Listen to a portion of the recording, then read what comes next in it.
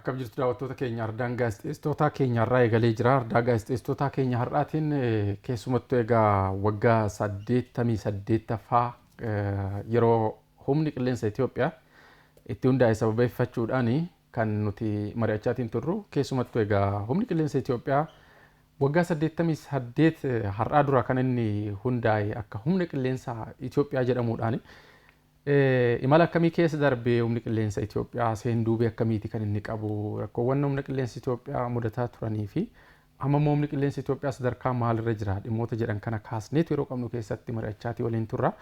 Isinis hanga xumura marii keenyaatti akkan waliin turtan isin affeerra. Hayyee har'a si waliin kan turru Gammachiis Warquu Sanyii Taaddasaa fi Caalaa Barakaa ogeeyyii istiidiyoo hunda waliin taanitti daawwattoota keenya.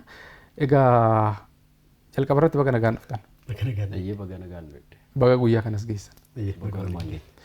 Egaa keessumattuu daandiin qilleensa Itoophiyaa gaafa kaasnu, humna qilleensa Itoophiyaa gaafa kaasnu keessumattuu Afrikaa irratti humna qilleensaa isa jalqabaa fi keessattuu seenaa gurguddaa qabudha.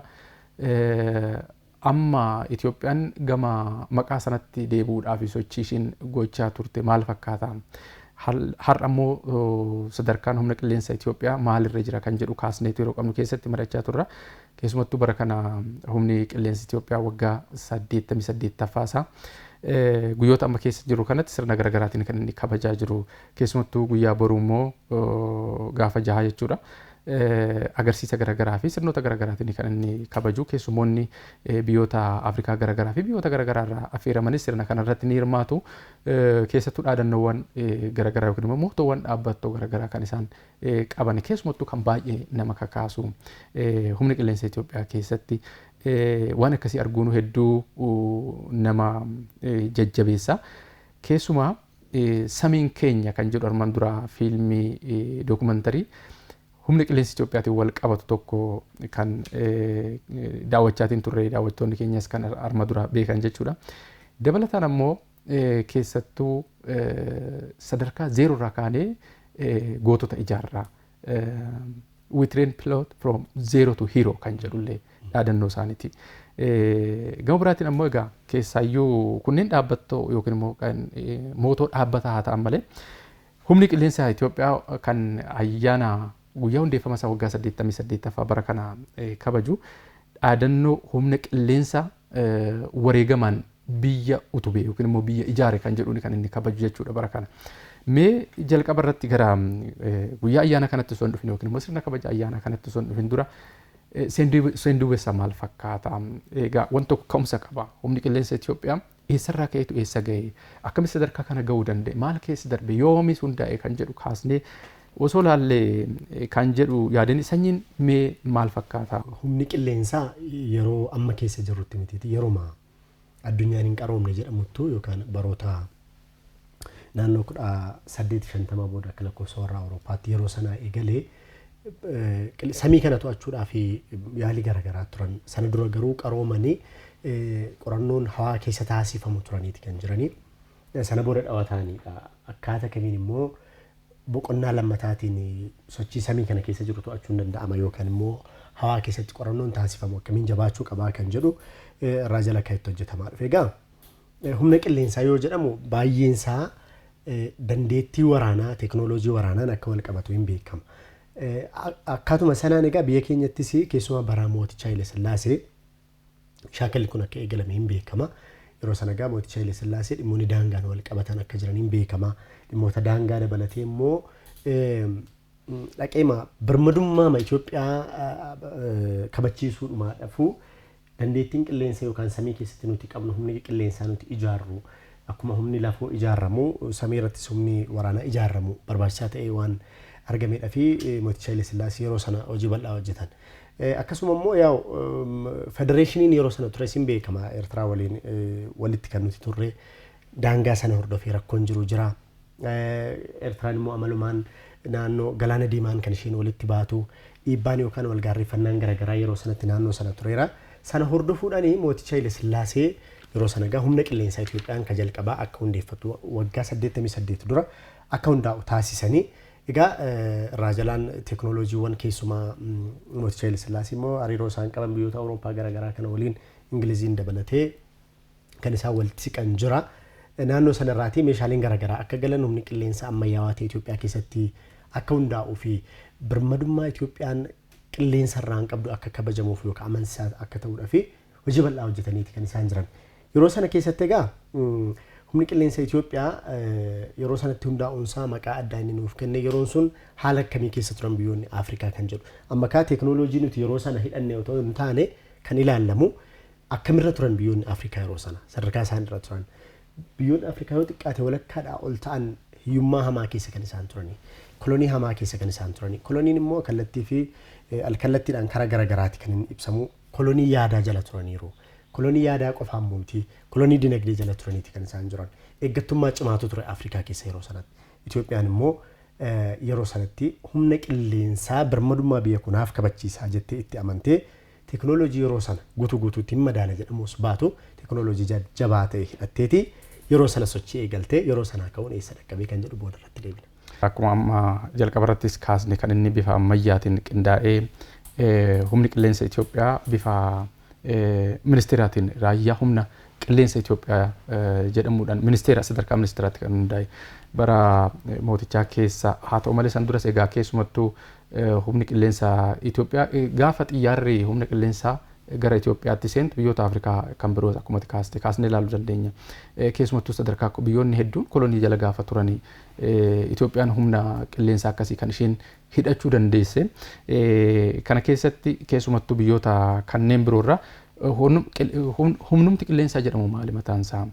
Xiyyaaronni qilleensaa kunneen maali mataan isaa jedhanii osoo biyyoonni birootu hin beekin baay'een isaanii Itoophiyaan hidhannoo akkasiiti kan isheen hidhattee turte egaa. Yeroo sanatti keessumattuu sochiin waldeeggarsi biyyoota kanneen akkuma amma kaaste biyyoota Ingiliz, Ameerikaa, Swiidin fa'aa waliin ture jabaa ture mootichi gara biyyoota kana daawwannaadhaaf gaafa deeman fedhiin isaan naannoo biyyoota kanatti arganii bituudhaaf qaban ture sana booddee bitanii gara biyyaattis kan gale jechuudha. Mee seen duubee kanarratti gammachis waan dabaltu yoo jiraate muraasa kaasneetu gara qabxiitti nutti dabarra.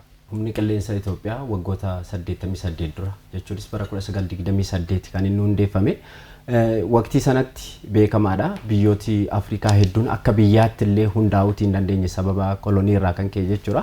Itoophiyaan garuu yeroo sana haalli teessuma ishees Itoophiyaan ni beekama eessatti akka argamtu gaanfa Afrikaa akkasumallee baha Afrikaadha. Kanarratti fedhiin biyyoota addunyaa hedduu naannoo kanatti jirus olaanaa ta'uu wal qabate dhiibbaan jiru cimaa ta'uu waan danda'uudhaa fi mootiin yeroo sana ture. Humni qilleensaa kun akka hundaa'u taasiseeti kan inni ture. Egaa humni qilleensaa sun hundaa'uu waliin wal qabatee bu'aawwan hedduu argamaniiru. Egaa bara mootii Haile Sillaasee akkasumallee bara darguu keessattis faayidaa olaanaa baachaa tureera keessumaa daangaa biyyaa eegsisuu waliin wal qabatee diinota biyyatti koloneeffachuuf dhufanii ofirraa faccisuu waliin wal qabatee humni qilleensaa kun hojiilee gurguddoo hojjechaa turuun kan yaadatamudha. Irra jireessaan immoo waraana Itiyoo Sumaalee waliin wal qabatees hojiiwwan gootummaa hedduu raawwatamaati kan isaan turani. Inni kun immoo irra jireessaan hojii cimaa gama humna qilleensaan hojjetame ta'uu wal qabateeti jechuudha.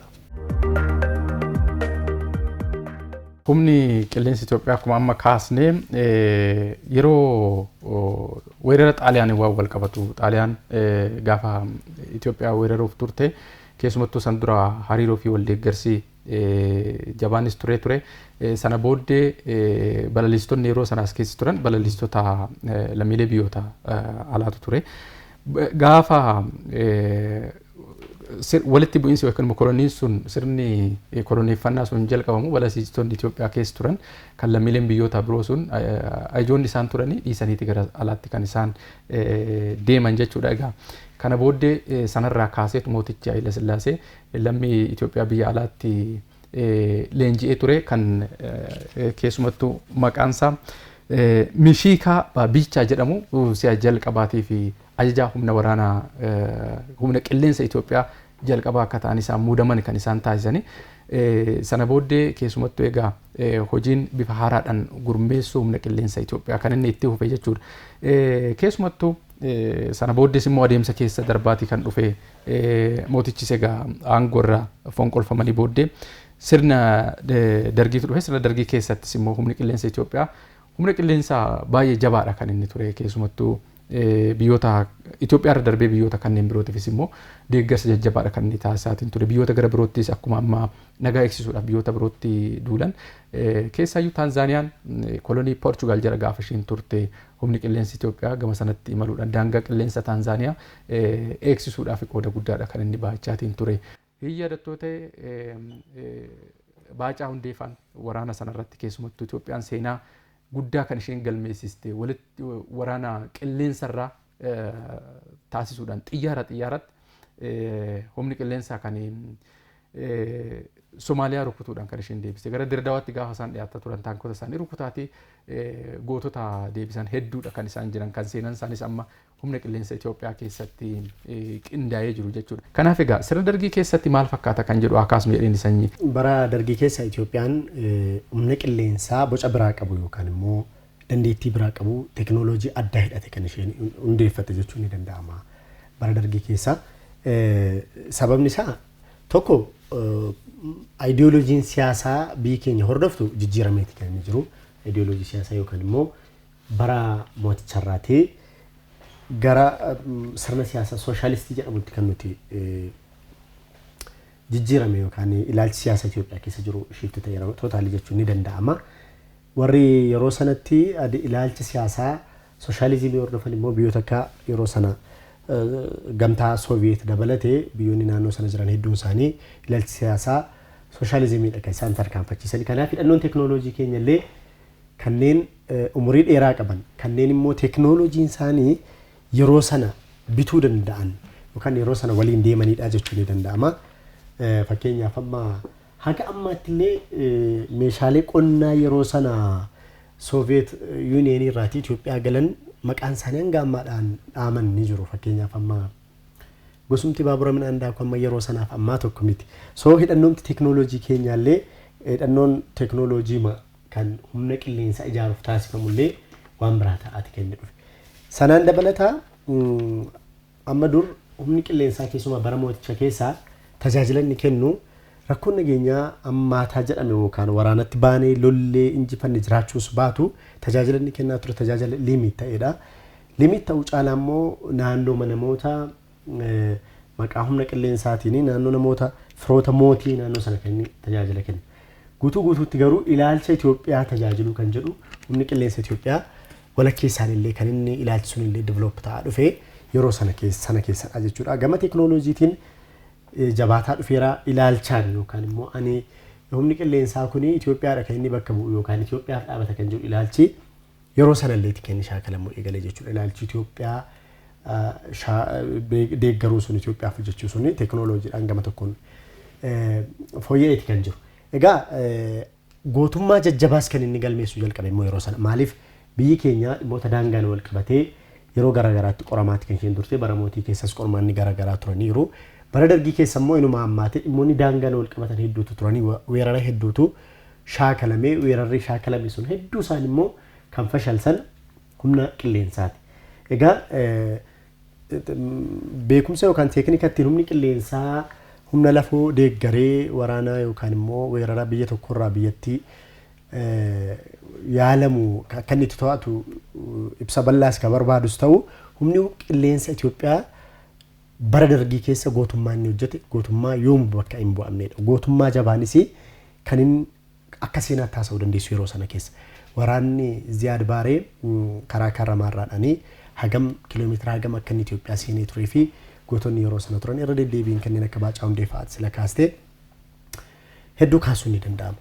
Egaa gootummaa lakkaawamuu danda'u immoo kan inni argate yookaan immoo bifa sana immoo kan inni argate bara dargii keessa. Kanaaf egaa humni qilleensa Itoophiyaa adeemsa keessaan bara dargii keessa teknooloojiin fooyya'eera gootummaadhaan gootummaa jajjabaa galmeessee akkasuma immoo ilaalcha amma humna qilleensaa keessa gara boodaarra hin kaasnaa.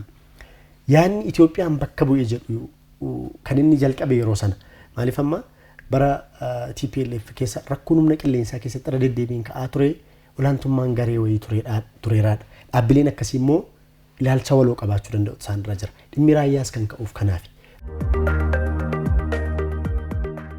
Haala nama gaddisiisaa keessa ture. Daandii irra jiraas Bishooftuudha. Humni ijaan waliigala humna qilleensa Itoophiyaa naannoo sana bosona uffatee meeshaalee waraanaa kan biyya kanaaf waggoota 47 ol abdii turan asitti kufteen isaanis kan hin beekamne manneen leenjii kanneen balleessitoonni itti leenji'aa turan jijjigaatii tortoraa kan isaan turan. Rakkoon yeroo sana keessa ture maal fakkaataa kan jedhu kaasnee san booddee immoo jijjiirama asitti waggoota 5 kana keessatti humni qilleensa Itoophiyaas sadarkaa maalirra jira gara jedhutti deema. Sila waan tokko jennee ture. Amma humna qilleensaa keessatti yeroo yerootti wantoonni jijjiiramaa turan nuyi irraa kaasne keessaa tokko ilaalcha waloo sana yookaan immoo ilaalcha ani Itoophiyaaf hin dhaabadhee kan jedhu suni bara dargii keessa jabaataa turuu isaa hin beekne. Agarsiistuun sana yoo qaamaan humna qilleensa yeroo sanaa ture beekuus baanne amma bara dargii keessa namoota hedduun yoo ilaalte namootumti humna waraanaa miseensa kan dargii keessa turanii waa'ee naamusa humna waraanaa keessa ture yeroo sanaa isaan si mudateera jedhee yaada. Waa'ee naamusaa haasa'u jalqaba. Waa'ee biyyaati kan isaan haasa'an itti aansanii. So bara Adwaawii keessa rakkoo guddaan uumame ilaalchi sun qoqqoodamaati kan dhufe. Namuu yaadi isaa garagaratti qoodame. Namni carraa barnootaatiinis jedhii hojiinis qacaramee mooraa sana deemu ilaalcha durii sana isa gurraan dhagee achitti argachuu yeroo dhaqu hin dhaba. Ilaalchi ani biyyaafanii wanti dibaabeen walitti nuuf fidu Itoophiyaa ishee jedhamtu kanadhaa kan jedhu sun achi keessa akka laafatu ta'e. Itti aansamee maaltu godhame garee wayiitu ijaarame achi keessatti. Utuu teekinooloojii bira dhaqin sadarkaa yaadaatti sadarkaa maaliif humnuma namaa walitti qabu irratti rakkootu ture mooraa sana keessatti. Akkaatamti humni namaa mooraa sana keessatti walitti qabamee hojjetaa ture rakkoo guddaadha kan inni qabu.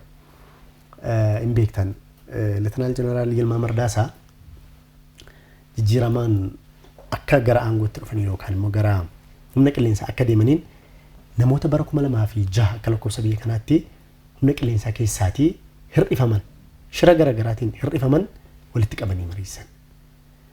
Namootni sun I think documentary at Slajette irratti itoo haasa'anii dhageera. Namoonni achi keessa jiran walakkaadhaa ol jaalala mooraa sanaaf qaban nutti haasa'aa turanii nutti dubbataa turanii kan isaan jedhan. Yoo xiqqaate ilaalchi biyya ani biyyaaf jedhu sun akka diigamu kan taasise garee wayii akka ta'e sitti agarsiisaa jechuudha. Wanti ajaa'ibsiisu kanarratti gaafa jijjiirama kana booddee gaafa birmadummaan Itoophiyaa rakkoo keessa galee kaaba Itoophiyaatti keessumattuu raayyaan ittisa biyyaa rukutame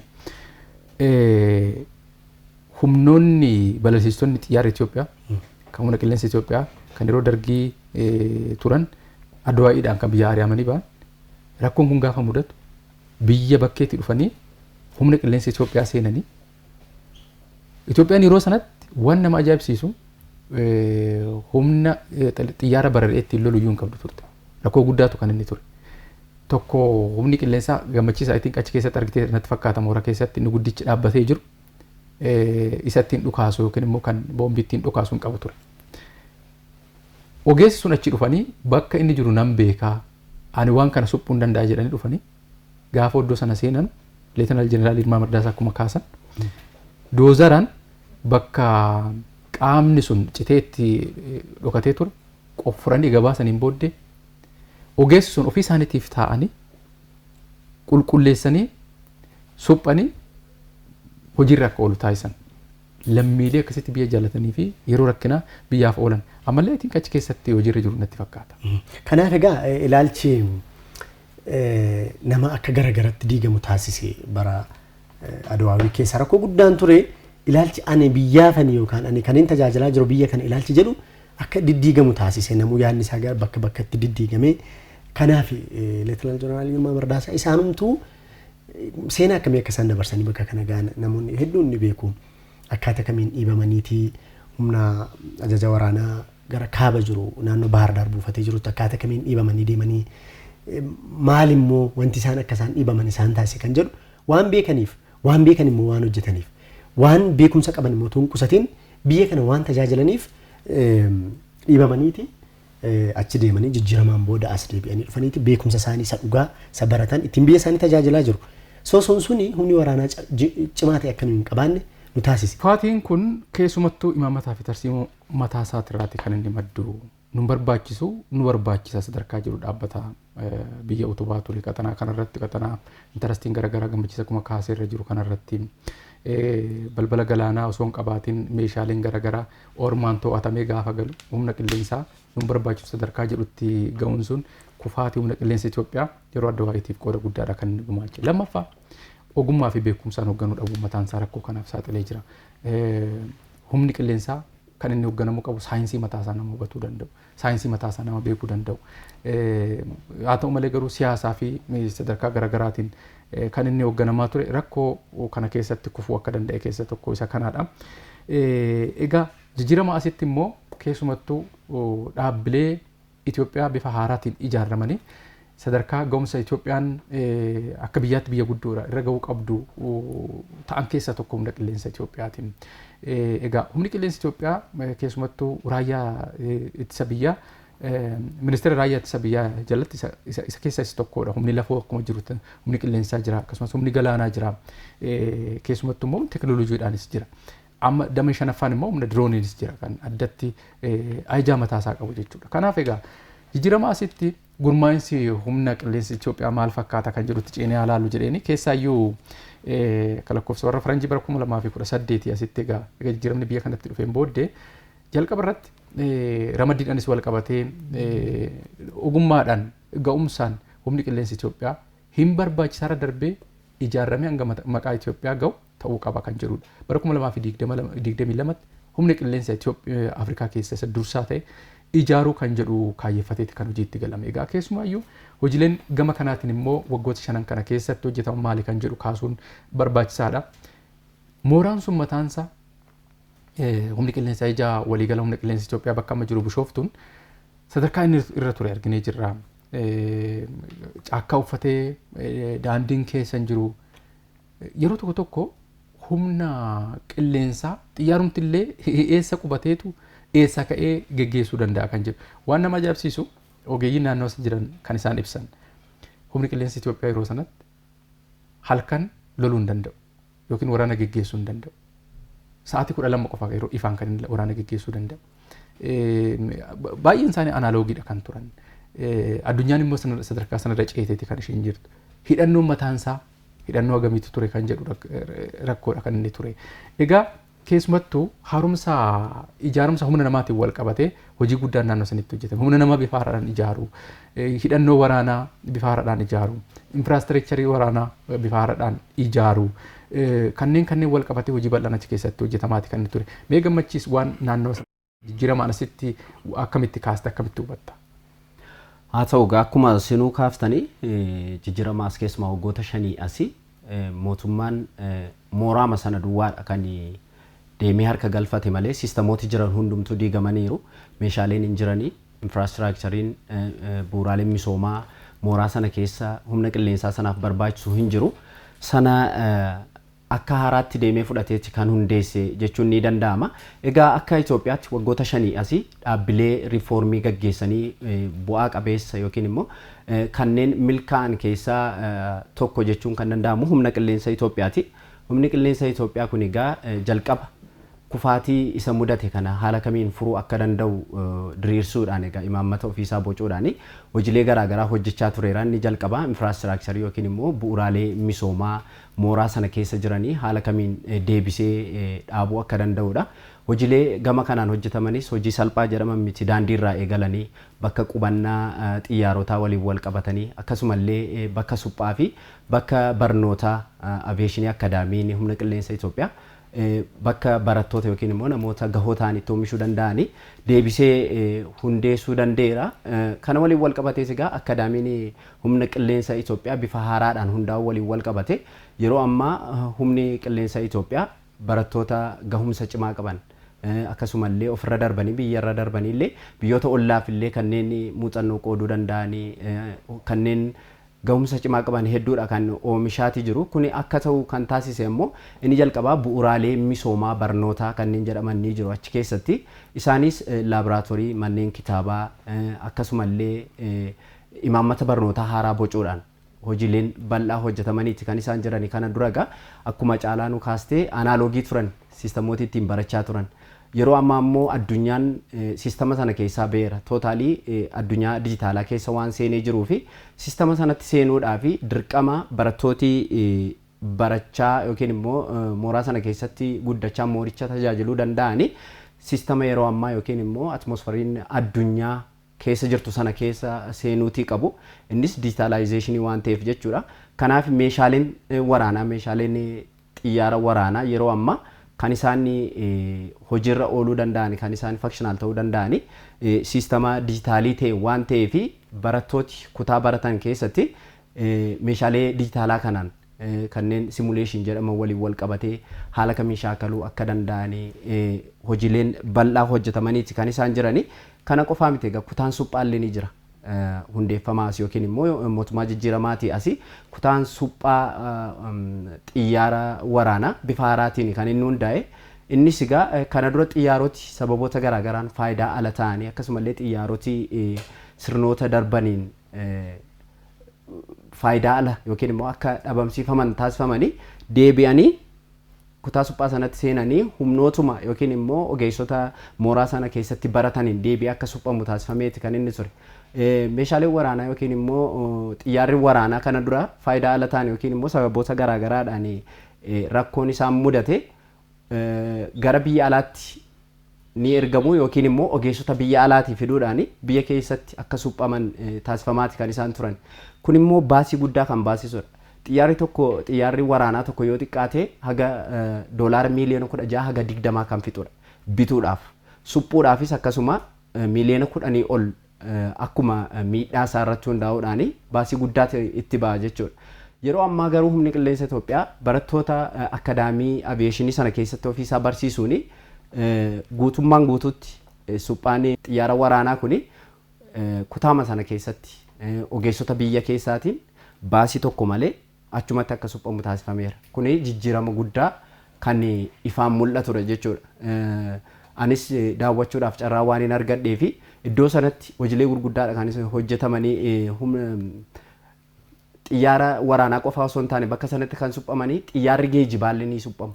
Xiyyaarri geejjibaa waraanaaf tajaajila kennan ni jiru. Isaanillee biyya keessatti kutaama sana keessatti ogeessotuma biyya keessaan suphamaati kan isaan jiran. Kuni jijjiirama guddaa mooricha keessatti yookiin immoo dhaabbata humna qilleensa Itoophiyaa keessatti mul'atedha. Keessumattuu egaa jijjiirama asitti hojiiwwan dura hojjetaman keessaa tokko irra deebiin mana kan akkamitti ijaaruu qabna kan jedhu keessumattuu humna qilleensa Itoophiyaa kana. Rakkoowwan achi keessa jiran egaa adda baaniin booddee immoo keessayyuu wanti ammatti harkaa qabnu maalinni kan suphinee hojiitti galchuu dandeenyu maalinni kan immoo bifa haaraadhaan immoo mootummaan bituu qabu maalinni manicha immoo akkamitti ijaaruu dandeenya kan jedhu irratti walii galame booddee gara hojiitti galame kanaan wal qabatee egaa jijjiiramoonni hedduun kan isaan dhufan gammachiisa akkuma amma kaasaa ture. Mooraa humna qilleensa Itoophiyaa armaan dura bifti isaa kan nama hin hawwannee fi karaa saniin darbuunu garas laaluunu kan fedhiin horanne amma iddoo daawwatamu keessas tokko ta'ee jira. Iddoo saayinsiin humna qilleensaa itti maddu ta'aati kan inni jiru. Keessumaa fedhiin biyyoota garaagaraa yoo laalle odeeffannoo qabnuun kufaatii sana keessa ba'e yeroo gabaabaa kana keessatti waggaa 5 har'a waggaa 5 kana keessatti jijjiirama guddaadha kan inni argamsiisaa jiru. Otoo gaafa jalqabaa sana bifa sanaan itti fufeerra taate har'a Itoophiyaan sadarkaa maalirra jirti ganaa waa'ee suphaati miti kan haasa'uu qabdu kan hin jedhee kaaseef kanaaf egaa keessumattuu jijjiiramni amma gama sanaan jiru dhimmoota gurguddoo bu'uuraalee misoomaa waraanaatu barbaachisaa humna qilleensaatii fi daandiin achi keessa ture mataasa daandii caccabaa ture yaadattoo ta'e hojiidhaaf yeroo garaagaraatti naannawa sanis imalaati kan turre daandiin xiyyaarri irraa balali'u daandiin xiyyaarri immoo deebi'ee irra qubatu bosona walakkaadha kan ture meeshaaleen hedduun isaanii kanneen waraanaa suphamanii gara hojiitti galuu danda'an bosona uffataniiti kan isaan turan. Egaa gama biraatiin keessumattuu lakkoofsi hidhannoo mataan isaa maalirra ture kan jedhu baay'ee gaaffii keessa kan nama galchuudha. Xiyyaaronni barnootaafis tajaajilan baay'een isaanii hin turre. Fakkeenyaaf kan akka L39 jedhaman jeettiin leenjii umrii isaanii kanarra darbe tajaajila kanneen dhaaban. Kana gaaf jennu xiyyaaronni tokko sa'aatiitti balali'an kan riikardi ta'ee taa'u. Sa'aatii sanaa oli balali'uu hin danda'u tajaajila kennuu danda'u. Lammaffaa umrii inni itti oomishamedha. Sana booddee gara warshaatti galee abdeet ta'ee deebi'uudha kan inni qabu. Kanaan wal qabatee xiyyaaronni hedduun isaanii kan leenjiis, kan waraanaas, kan geejjibaas, kan yeroon isaanii irra darbee dhaabbatanii turan baay'een isaanii. Egaa xiyyaarota kanneen dhaabbilee oomishtootatti waliin ta'uudhaan teeknishaanota garas erguudhaan yoo xiqqaate teeknishaanonni gara 45 ol ta'an kan sartifaayid ta'anii amma humna qilleensa Itoophiyaa keessa jiran. Dandeettiin suphaa humna qilleensa Itoophiyaa yeroo ammaa kana irra jiru biyyoota Afrikaa hedduus hawwatee biyyoonni birootis leenjiidhaaf gara sanatti fedhiin isaanii imalaati kan dhufaati kan isaan jiran. Kanaan wal qabsiisee dippiloomaasiin humna qilleensa Itoophiyaa baay'ee cimaadha kan inni amma jiru. Gara booddeetti keessumattuu guyyaa kabaja waggaa 88ffaa kanaan wal qabatee ni kaasna. Kanaan alatti egaa keessayyuu leenjitoonni mataan isaanii waan nama ajaa'ibsiisu leenjifamtoonni leenji'anii balaliidhaaf qophii ta'an xiyyaara ittiin balali'an dhabanii garuu yeroo dheeraadha kan achi keessa turan. Kan biraa immoo barnoota eegaluudhaaf immoo garas dhufan jiru. Kaarikulamiin mataan isaa kan mataa miilli hin beekamne kan achi keessa turan ture. Kunneen kaarikulamii irra deebi'anii bocuudhaan gurmaa'insa manneen leenjii ijaaruudhaan bakkee suphaa xiyyaarotaa kanneen immoo tolchuudhaan wal qabatee hojii guddaan hojjetamaati kan ture. Leetanaal Jeneraal Yilmaa Mardaasaa wanti isaan kaasan intarvii isaanii tokko keessatti xiyyaarri takkettiin turte sablee kan jedhamtu maqaan ishee beekamtu sanii kan jedhu kan isaan kaasan sooshaal miidiyaa irratti kan maqaan ishee bahe. Ishee mataan isaa yeroo qalamii dibnu halluu dibnee jijjiiru dhabneetu isheen qofti tajaajila kennaati turte kan jedhu. Biyyi hammas ga'u biyyi hammana ga'u sadarkaa sanitti kan inni ture jijjiirama kanaan duratti. Har'a garuu xiyyaaronni lakkoofsaan hedduu ta'an kan geejjibaa VIPdhaaf tajaajila kanneen kennuu danda'an kanneen waraanaa akkasumas immoo kanneen leenjii suphamanii gara hojiitti galanii dabalataanis immoo teekinooloojii ammayyaa diroonii kan tajaajila kennaati kan isaan jiran kan qophiirra jiran. Arma dura dirooniin kallattii tokko qofattis kan isheen bal'aa turte. Amma garuu daangaa Itoophiyaa hunda isaatu balaliitee ergama barbaachisaa raawwachuu kan isheen dandeessu qophii taateeti kan isheen jirtu. Dabalataan gootummaa osoo kaasnee gaariidha jedhanii keessumattuu sanyii kanarratti wanti itti dabalta. Gootummaan balalistoota xiyyaara Itoophiyaa humna qilleensa Itoophiyaa kan biyyoota addunyaa kanneen birootiin adda. Sababni isaa gootonni balalistoonni loltoonni xiyyaara Itoophiyaa haalli teessuma lafa Itoophiyaa baay'ee rakkisaadha. Haala teessuma lafa Itoophiyaa kana bakka garagaraatti ergama fudhatanii ergama sana galmaan ga'anii ni deebi'u. Biyyoota biraarraa kanneen dhufan garuu balalii akkasii geggeessa gaafa jettuun sodaa qabu kan jedhu kaasu. Sababni isaa teessumni isaan lafa haalli teessuma lafa isaanii baay'ee diriiraa fi lafa akkasii bu'aacee akkasii hin qabne rakkoo akkasii hin qabne keessa kan isaan qubatanii deebi'anii. Kan Itoophiyaa gaafa laallu garuu gootummaadhaan gaarreen bu'aacee hedduu keessa dhaqanii qubatanii ergama barbaadan raawwatanii yerootti deebi'antu jira kan jedhu kan naannoo sanatti hojjetamaa jiru hojii guddaadha gama gootummaatiinis. Amma sadarkaa humni qilleensa Itoophiyaa irra jiru kana ilaalchisuudhaan gidduu kana immoo waggaa guyyoota amma keessa jiru kana keessa waggaa 88ffaa bara 1928 kaasee ga'u hundeeffame humni qilleensa Itoophiyaa kun keessattuu si'a jalqabaatiif guyyaa humni qilleensa Itoophiyaa jedhamee itti moggaa irraa kaaseet guyyaan kun akka kabajamu bara kana kan inni taasifame. Kana jechuun keessumattuu hawwattummaan humni qilleensaa qabu gootummaan humni qilleensaa qabu kanneen beeksisuu irratti kan inni fuulleeffate. Kanaanis wal qabatee biyyoota Afrikaa irraa egaa yaa'ii kanarratti gara Itoophiyaa galanii konfiraansii garagaraatti kan isaan geggeessaa jiran marii garagaraa taasisaa jiru. Kana jechuun Itoophiyaan ammallee kolonii jala jirti. Afrikaanis ammallee kolonii jala jirti. Kolonii aviyeeshinii teekinooloojii jala jirti. Humna qilleensaa xiyyaara mataa keetii oomishuu yoo baatte teekinooloojiin ati fiddu biyya alaatii kan dhufu yoo taate harka namaa jiru jechuudha. Kolonii harka namaa jira jechuudha. Itoophiyaan akka Itoophiyaatti Afrikaan akka Afrikaatti immoo kolonii teekinooloojii aviyeeshinii kana jalaa bahuudhaaf walitti dhufanii waliin marachuun baay'ee barbaachisaadha. Biyyi ardiin kun ardii guddaadha. Kanaaf falaasama kanas kan of keessaa qabateedha. Si'a jalqabaatiif natti fakkaata kan Itoophiyaan amma yaa'ii kana geggeessaati kan isheen jirtu konfiraansii waliigalaa kana. Kanarrattis immoo sirnoota garagaraatti kan geggeeffamu badhaasonni garagaraas ni geggeeffama beekamtiin humnoota qilleensa Itoophiyaa keessatti gootota gahee guddaa taphatan darbees immoo barattoonni leenjii garagaraatiin leenji'aa turanis ni eebbifamu kanarratti. Agarsiisni waliigalaa immoo kan qindoomina UAE waliin taasifamus ni geggeeffama. Kana jechuun biyyoonni baay'een yeroo garagaraatti shaakallii waraanaa kan waliin geggeessan amantaa cimaa yookiin immoo dippiloomaasii cimaa waliin yoo qabaatan malee wal shakkiidha. Wal shakkiitu geggeeffama. Haa ta'u malee garuu hawwattummaan humni qilleensa Itoophiyaa qabu addunyaa irratti baay'ee dabalaadha kan inni jiru. Afrikaa keessatti baay'ee dabalaadha kan inni jiru. Biyyoota garagaraa keessa dhufanii leenjii garagaraatti kan isaan fudhachaa jiran maqaa dha'uun hedduu barbaachisuu baatus jechuudha. Kanaaf egaa sadarkaan amma humni qilleensa Itoophiyaa irra jiru gama hidhannootiin gama bu'uuraalee misoomaatiin armaan dura sa'aatii 24 socho'uu kan dandeenye sa'aatii 12 qofa loluu kan danda'u teekinooloojii neetworkiidhaan dijitaal ta'ee sa'aatii humna ibsaa akkasumas immoo bu'uuraalee barbaachisu guuttachuudhaan sa'aatii 24 humna loluu danda'udha. Piroojeektoota Itoophiyaa humna eeguu danda'udha humni qilleensa Itoophiyaa. Daangaa qilleensa Itoophiyaa guutumatti eeguu humna danda'u irra gaheeti kan inni jiru. Keessayyuu mee sirnoonni kana guyyaa kabaja kana wal qabatee taasifaman maal kan jedhu gammachiisu wanti dabaltoo jiraate kaasnetu marii keenya goolamna keessumattuu United Arab Emirates waliin shaakalliin agarsiisniin eer shoon gaafa jaha yookiin immoo guyyaa boruu ni geggeeffama. Kanarratti hiikni inni qabu maali? Biyyoota Afrikaatiifis darbees immoo Itoophiyaadhaaf kan jedhu sokaas.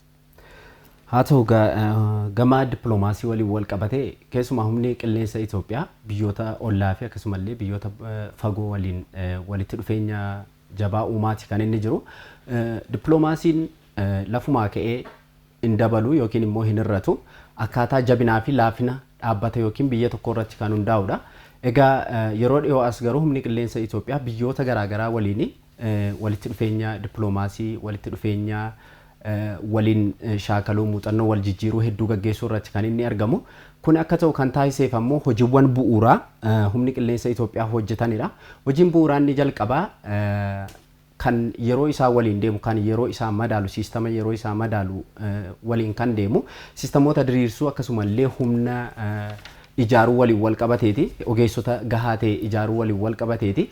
Kun immoo karaa amansiisaa ta'een dippiloomaatoti akkasumallee bakka buutoti waraanaa biyyoota garaagaraa dhufanii gaafa daawwatanii hojiiwwan mooraa sana keessatti hojjetamaa jiranii fi hojiiwwan aviyeeshinii akkaadaamii humni qilleensa Itoophiyaa hojjechaa jiru yommuu arganii fedhiin isaan walitti dhufeenya humna qilleensaa sana waliin qabaachuu fi qabanii dabalaa dhufa.